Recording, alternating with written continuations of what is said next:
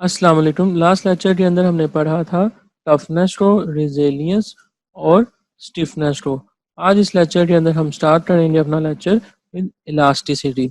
Elasticity किसी भी material की ऐसी प्रॉपर्टी होती है जो अपने आप को ओरिजिनल शेप में रिकवर करने के लिए कोशिश करती है after applying the external load, और वो वापस अपनी हालत में वापस जो है आ भी जाती है। तो इसको हम इलास्टिसिटी कहते हैं। मतलब लेट्स से कि ये मेरे पास एक रोड है जिसके ऊपर मैं कंप्रेसिव फोर्सेस जो है अप्लाई कर रहा हूँ, और इसके नतीजे में जो इसकी लेंथ है वो L minus delta L time decrease हो जाएगी, और इसका जो एरिया है वो क्रॉस सेक्शनल एरिया जो है वो इंक्रीज हो जाएगा। और जब मैं ये लोड को हटाऊंगा इस बॉडी के ऊपर से, इस सब्जेक्ट से, तो ये अपनी असल हालत में वापस आ जाएगी। तो इसको हम मटेरियल की इलास्टिसिटी कहते हैं। तो फॉर इलास्टिक मटेरियल स्ट्रेन जो है, या ई और एप्सिलॉन और फाई जो भी आप कहना चाहें, will be vanish after removal of load. तो जब आप लोड को रिमूव करेंगे तो स्ट्रेन जो है वो रिमूव हो जाएगी, वैनिश हो जाएगी आपकी इलास्टिक बॉडी से। So the property by virtue of which this happen is known as elasticity.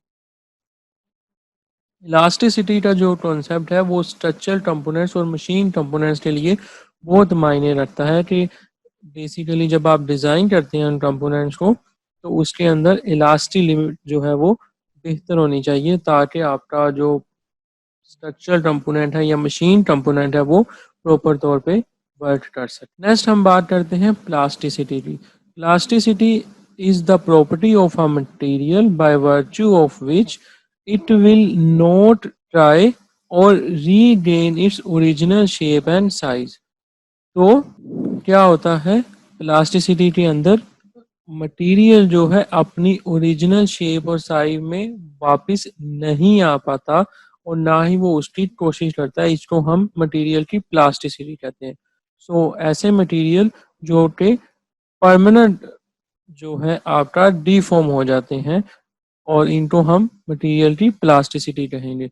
और प्लास्टिसिटी जो है, अगर आप स्ट्रक्चरल कंपोनेंट्स या मशीन कंपोनेंट प्लास्टिसिटी ज़्यादा होगी तो वो ज़्यादा बेहतर नहीं है। इसीलिए प्लास्टिसिटी को हम मैन्युफैक्चरिंग के अंदर यूज़ करते हैं फॉर फार्मेबल प्रोडक्ट्स लाइक एलुमिनियम की। अगर आपने शीट्स बनानी है, या फिर कॉपर की आपने थिन वायर्स बनानी है एंड सो ऑन, जो कि उन मैन्युफैक्चरिंग के पर्सपेक्टिव में ज़्यादा बेहतर है प्लास्टिसिटी उनकी। नेक्स्ट है जी हमारे पास hardness. Hardness is the resistance against the penetration. किसी भी प्रोडक्ट या मटेरियल के ऊपर जब आप फोर्स अप्लाई करें और वो जब रेजिस्ट करे उसके अंदर उसको पेनिट्रेट करने से, तो उसको हम हार्डनेस कहते हैं। या आप ये भी कह सकते हैं रेजिस्टेंस अगेंस्ट द स्ट्रेचेस। मतलब कोई ऐसा मटेरियल जिसके ऊपर आप स्ट्रेच ड्रा करना की कोशिश करें, लेकिन वो उसको ड्रा करने से मतलब उसको रेजिस्ट करे, तो इसको हम हार्डनेस कहते हैं। और इसके डिफरेंट टेस्ट जो है वो परफॉर्म किए जाते हैं। विकर हार्डनेस टेस्ट है, ब्रिनल हार्डनेस टेस्ट है। तो ये डिफरेंट जो टेस्ट हैं मटेरियल की हार्डनेस को चेक करने के लिए यूज़ किए जाते हैं। नेक्स्ट है जी हमारे पास creep. Creep is the property due to which a material deforms continuously under the action of dead load, constant stress at an elevated or constant temperature। मतलब एक ऐसा प्रोडक्ट या मटेरियल जो कंटिन्यूसली डेड लोड की सूरत में या constant stress की सूरत में उसको उसके अंदर जो है डिफॉर्मेशन जो है अकर हो रही है, और वो एक एलिवेटेड या कांस्टेंट टेम्परेचर के ऊपर होती है, तो इसको हम क्रीप का नाम देते हैं। अगर मैं इसकी एक कर्व ड्रा करूँ डिफॉर्मेशन और टाइम के दरमियान, तो ये कर्व जो है ये कुछ इस तरीके से बनेगी। ठीक है, इसको अगर हम तीन पार्ट्स में डिवाइड करें तो पहला पार्ट हमारे पास प्राइमरी है, सेकंड वाला सेकेंडरी है, और थर्ड वाला टर्शरी है। तो जो प्राइमरी पार्ट है इसके अंदर जो कर्व है, इसके अंदर जो स्लोप चेंज है वो जो है बेसिकली रेट ऑफ डिफॉर्मेशन जो है विद रिस्पेक्ट टू टाइम जो है वो आपका डिक्रीज हो जाएगा, क्योंकि इसकी स्लोप में जो चेंजेस हो रही हैं that is D by delta L over D T. तो ये जो आपके पास डिफॉर्मेशन हो रही वो डिक्रीज हो रही इन प्राइमरी क्रीप। जब आप सेकेंडरी क्रीप में जाएंगे तो यहाँ पे रेट ऑफ डिफॉर्मेशन आपकी कांस्टेंट है, और बहुत स्मॉल हो रही जो कि इजीली नज़र नहीं आ पाएगी। और जो थर्ड है हमारे पास फेज़ है जिसको हम टर्शरी ट्रीप कहते हैं, इसके अंदर जब यहाँ पे जा रही है मटेरियल आपका बेसिकली फ्रैक्चर हो जाएगा और यहाँ पे जो रेट ऑफ डिफॉर्मेशन है आपका वो इंक्रीज है विद रिस्पेक्ट टू टाइम।